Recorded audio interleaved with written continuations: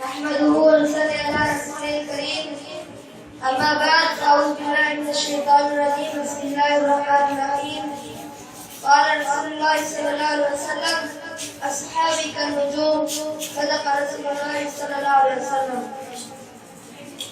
میرے عزیز محترم مہمان گرامی اور میرے عزیز بھائیوں، السلام علیکم ورحمۃ اللہ وبرکاتہ.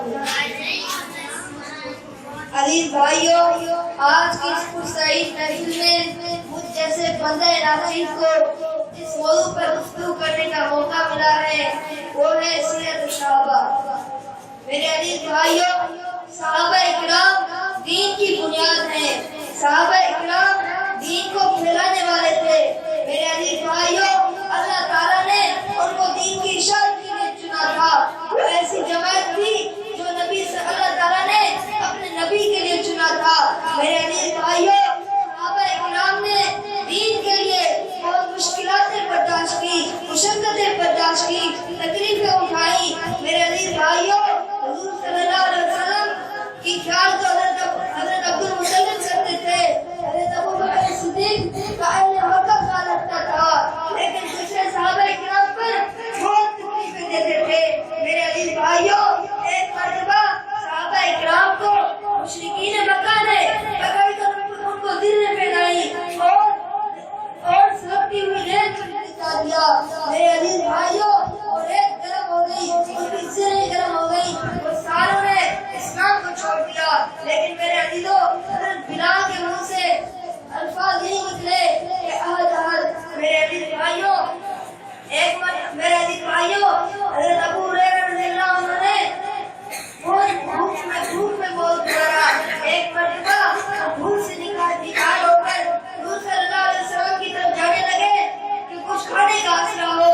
جب جا رہے تھے تو کمزوری کی حالت میں نیچے گر رہے تھے اور تھوڑے بچے کھیل رہے تھے. انہوں نے دیکھا، کہا کہ ابو ہریرہ مجنون ہو گیا ہے.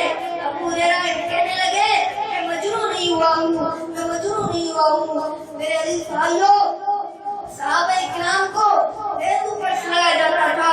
کسی صحابہ اکرام کی گردن میں رسی ڈال کر اسے مکے کی گلیوں میں گھمایا جاتا تھا.